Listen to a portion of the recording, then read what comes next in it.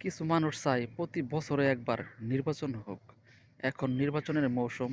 গ্রাম ও শহরের অলিতে গলিতে দেখা যাবে নেতাদেরকে। নির্বাচন শেষ হলে নেতাদেরকে বিভিন্ন মাধ্যম দিয়েও খুঁজে পাওয়া যাবে না। বিগত সরকারের আমলে সরকারে গরিব মানুষদেরকে সহযোগিতা করছে বিভিন্ন রেশন কার্ডের মাধ্যমে। এক রেশন কার্ড, আর এক হলো টিসিবি কার্ড। আমার মা গেছেন একটা টিসিবি কার্ডের জন্য। সেই কার্ডের জন্য গেছেন মা, নিবন্ধন করার পরেও ৬,০০০ টাকা দাবি করছে। ৬,০০০ টাকা দিলে আমার মা একটা টিসিবি কার্ড পাবে। দেখেন, এই কার্ডগুলো সাধারণ মানুষের জন্য সরকারে বরাদ্দ করেছিল।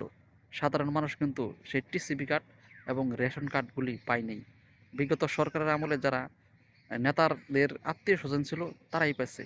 সরকারের পতন হওয়ার পরেও নেতাদের যারা আত্মীয় স্বজন ছিল তারাই কিন্তু এই টিসিবি কার্ড আর রেশন কার্ডগুলি পাইছে। আপনারা দেশের জনগণ এমন একটা নেতা খুঁজে বের করবেন যে নেতা জনগণের মনের ভাষা বুঝে।